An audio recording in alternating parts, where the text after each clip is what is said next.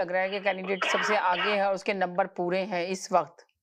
तीनों जमातें एक जमात को तो समझे एक तरह से छोड़ ही देना, अब तो 2 जमातों का मुकाबला है मुस्लिमों में। ऐसे नहीं है। देखिए आजाद उम्मीदवार पे अगर लड़ा जा रहा है, आप देखें उनको किस तरह डिफरेंट निशानात दिए गए हैं।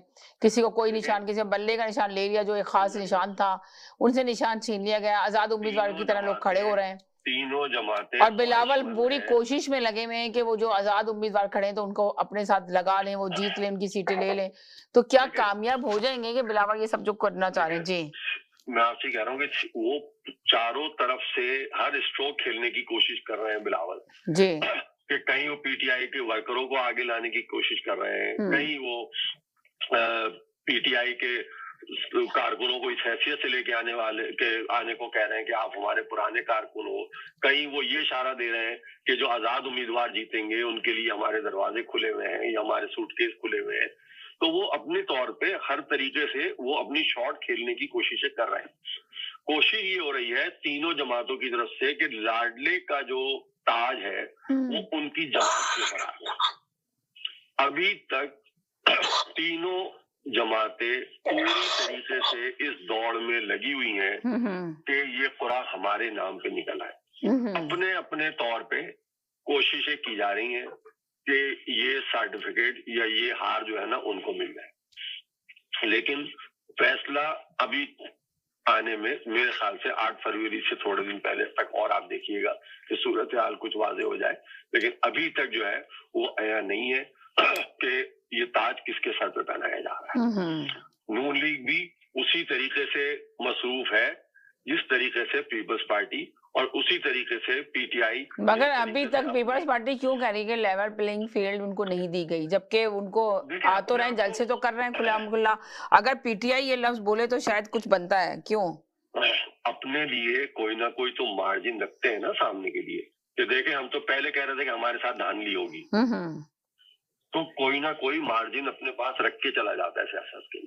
सारी चीजें अगर आप ये कहेंगे 100% मैं जीत रहा हूँ, लेकिन उसके साथ साथ ये कहेंगे देखें हम तो 100% जीत रहे थे, लेकिन मैं नहीं कह रहा था कि धांधली होगी। यानी कि आप ये कह रहे हैं कि ये सियासी बयान चल रहा है इनका? जी, ये सब चीजें इसी तरीके से चलती हैं और इसी तरीके से होती हैं, इसमें ऊपर नीचे होती रहती हैं चीजें। तो अभी तक जो है वो हर तरफ यही कोशिशें हैं कि हमारे पास ये इख्तिदार वाली जो सीढ़ी है ना वो हमें मिल जाए, और उसके लिए देखना ये होगा कि आईपीपी का क्या किरदार होता है, परवेज खटक केपी के अंदर जिस तरीके से काम कर रहे हैं उनका क्या किरदार होता है, सिंध के अंदर क्या हो रहा है, बलूचिस्तान में क्या हो रहा है।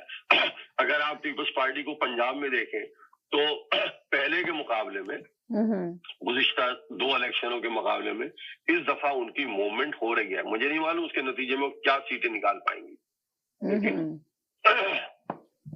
जी, आप बीच में जरा बोल सकते हैं। जी बोलिए। जी देखिए नहीं भाई, एक जो आपने बात की ना टीएलपी वाली बात, टीएलपी को वाकई मिले थे उस वक्त वोट, मिले थे या दिलाए गए थे, जो भी कह लें आप, लेकिन टीएलपी ने एक भी सीट नहीं जीती थी। अलबत्ता कराची में उसको 2 सीटें दिलाई गई थी। पूरे पाकिस्तान में कहीं नहीं जीते वो, जहां पे बेस था वहां पे भी एक भी नहीं जीते, 4 काउंसलर भी नहीं जीत पाते हैं वो, लेकिन कराची में उनको सीट दिलाई जाती है। पहली बात तो ये, तो टीएलपी वोट काटेगी यकीनन, लेकिन ये कि वो ऐसी पोजीशन में नहीं है कि कोई प्रॉब्लम कर दे। दूसरा आपने कहा आईन और कानून के मुताबिक, वकला कह रहे हैं कि अगर फैसला हो गया तो खान साहब बाहर आ जाएंगे। जी, खुदा ना खास्ता अगर आईन और कानून तहत फैसले हो गए ना तो कभी जिंदगी भर बाहर नहीं आएंगे।